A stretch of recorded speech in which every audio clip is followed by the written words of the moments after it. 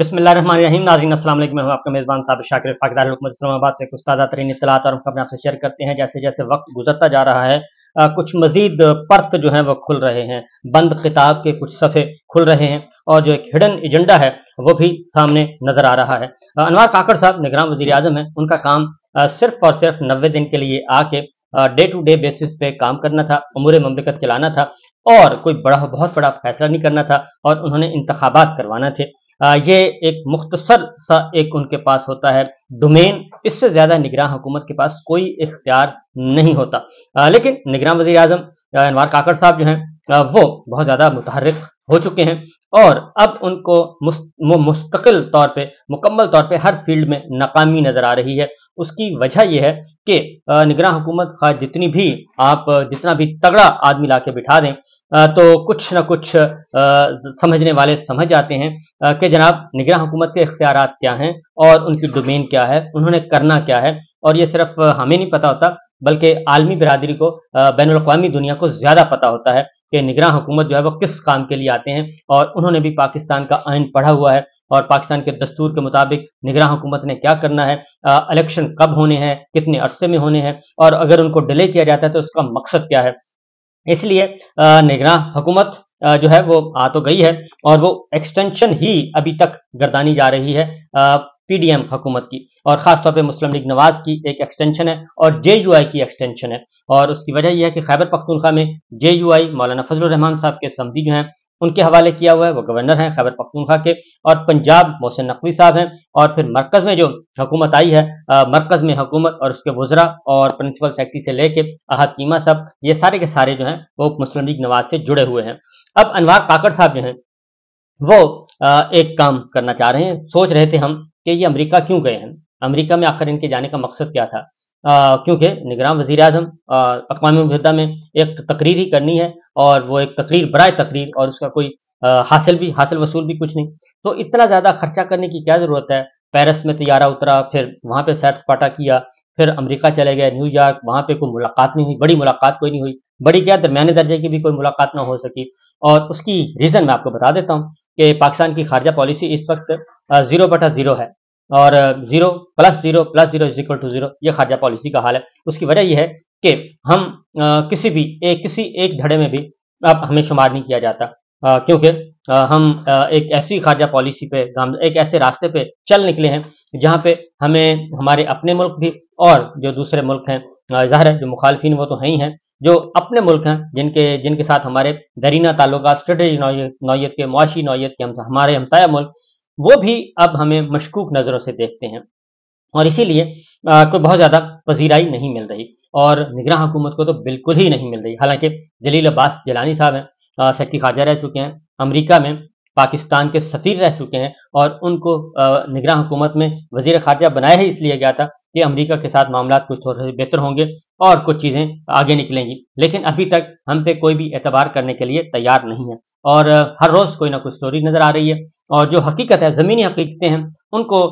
हम तस्लीम करने के लिए तैयार नहीं है। पाकिस्तान के अवाम क्या सोच रहे हैं और पाकिस्तान की पब्लिक का मूड क्या है और वो क्या मांग रहे हैं, उनको हम मानने के लिए तैयार नहीं। अपोजिशन को बिल्कुल दीवार के साथ लगाया हुआ। अब थोड़ा सा रास्ता निकला है, मुज़ाकरात की सूरत में मुज़ाकरात हो रहे हैं, ओपनली हो रहे हैं, इसमें कोई शुबा नहीं है और इसमें एस्टेब्लिशमेंट भी इस चीज़ को कोई छुपा नहीं रही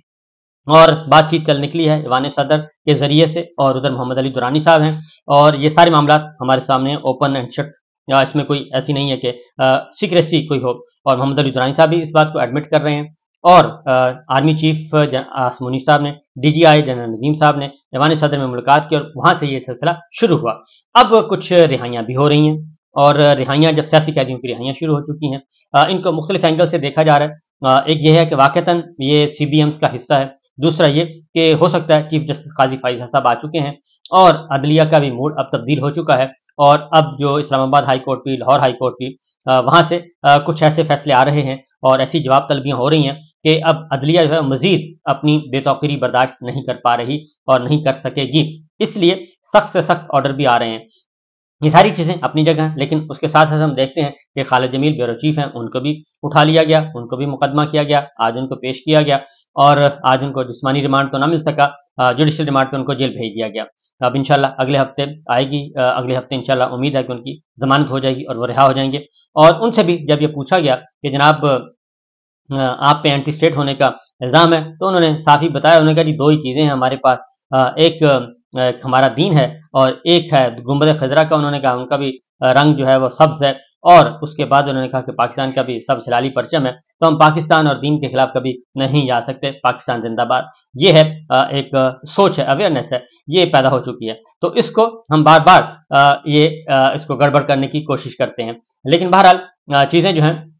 آگے کس طرف جا رہی ہیں۔ نگراں حکومت چاکر صاحب یہ امریکہ گئے تھے، اور امریکہ یہ گئے تھے کہ شاید یہ جا کے کوئی ضمانتیں حاصل کر سکیں اور کوئی یقین دہانیاں کروا سکیں اور کچھ ملاقاتیں کر سکیں اور نگراں حکومت کو کوئی طول دیا جا سکے،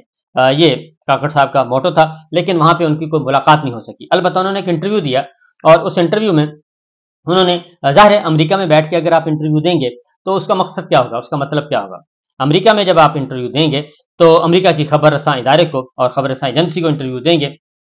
تو اس کا ایک ہی مطلب نکلتا ہے کہ آپ کنوے کرنا چاہتے ہیں، امریکن اسٹیبلشمنٹ کو، امریکی حکومت کو کنوے کرنا چاہتے ہیں، آپ اپنا موٹو بتا رہے ہیں، آپ اپنا منشور بتا رہے ہیں، اپنا ہدف بتا رہے ہیں کہ ہم کیا کر سکتے ہیں، ہم کیا سروسز پرووائڈ کر سکتے ہیں۔ یہ نگراں حکومت کا کام نہیں ہے۔ اب نگراں حکومت میں کون کون ہے؟ نگراں حکومت میں انوار کاکڑ صاحب کے پرنسپل سیکرٹری وہی ہیں جو شہباز شریف صاحب کے تھے،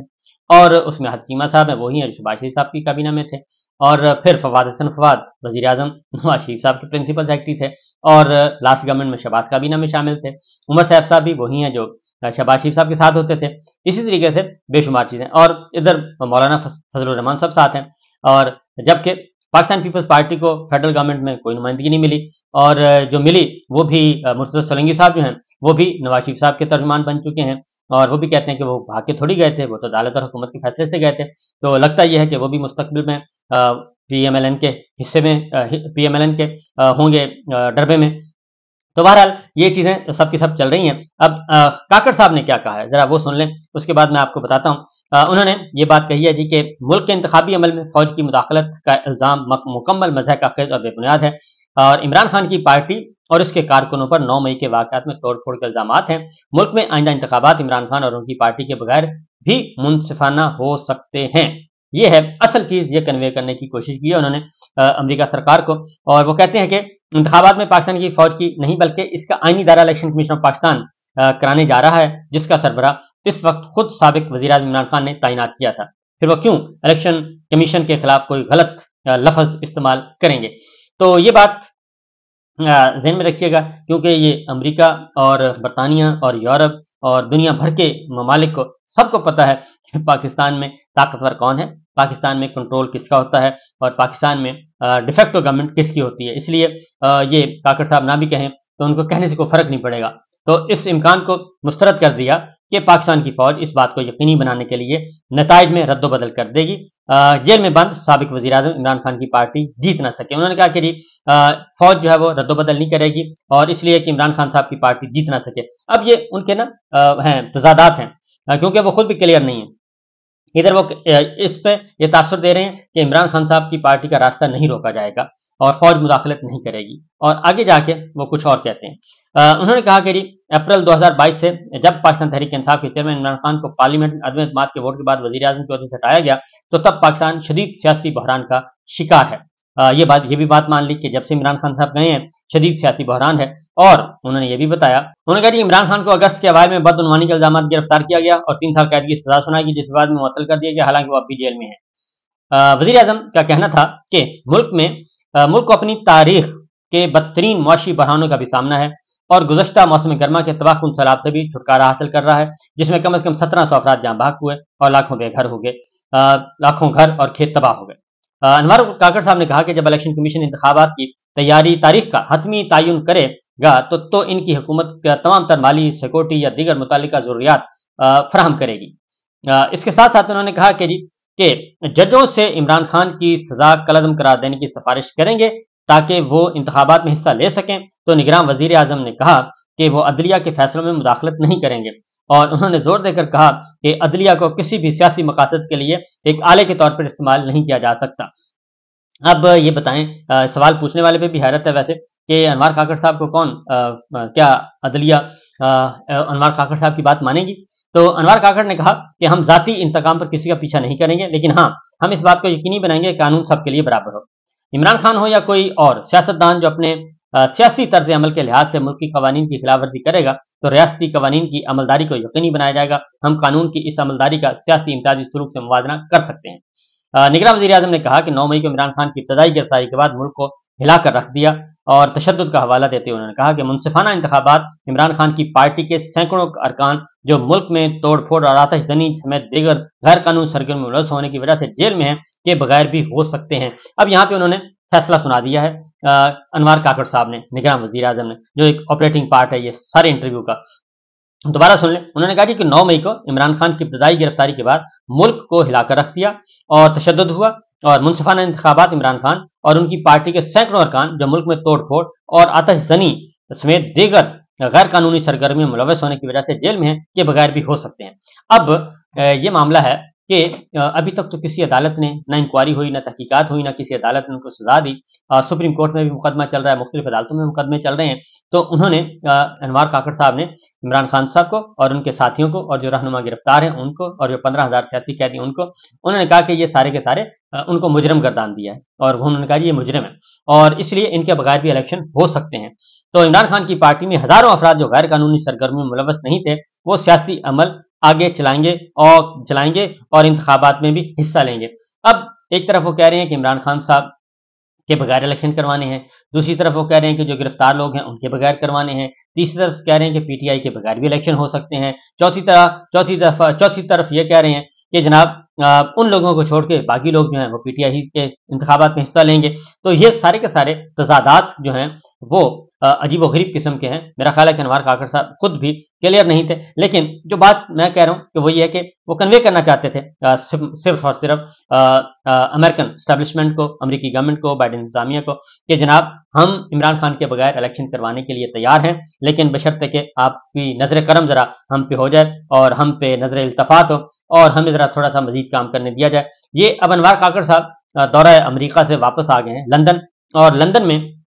موجود ہیں، اور اس ہوٹل میں آپ کو پتہ ہے ملک احمد خان صاحب بھی ٹھہرے ہوئے ہیں، اور ملک احمد خان صاحب کا آپ کو معلوم ہے کہ وہ مصالحت کار تھے شہباز شریف صاحب کے اور باجوہ صاحب کے درمیان معاملہ طے کروانے والے، اور اس کے بعد پھر نواز شریف صاحب کے ساتھ معاملہ طے کروانے والے، پھر وہ مریم صاحبہ کے بھی بہت زیادہ اعتماد انہوں نے حاصل کیا، اور یہ ساری کی سارے چیزیں چل رہی ہیں جی۔ اب اصل حقیقت کیا ہے؟ ایک طرف تو یہ ہے، دوسرا یہ تاثر دینے کی کوشش کی جا رہی ہے۔ انوار کاکڑ صاحب لندن میں ہیں، اور لندن میں وہ پیغامات وصول کر بھی رہے ہیں اور پیغامات واپس بھجوا بھی رہے ہیں، اور اس وقت لندن کے ایک ہوٹل میں یہ ساری کی ساری خفیہ پیغام رسانی کا عمل چل رہا ہے، اور اس پیغام رسانی کے نتیجے میں نواز شریف صاحب جو ہیں اور شہباز شریف صاحب کے مستقبل کا فیصلہ ہونا ہے، اور اس کی وجہ بڑی کلیئر ہے کہ صرف 1 پوائنٹ ایجنڈا ہے کہ جو ہماری ملٹری اسٹیبلشمنٹ ہے وہ اقتدار جو ہے وہ پلیٹ میں رکھ کر دے دے، نواز شریف صاحب کے حوالے کر دے، شہباز شریف صاحب کے حوالے کر دے، اور باقی ساری سیاسی جماعتوں کو بک کر دے۔ تو یہ میرا خیال ہے کہ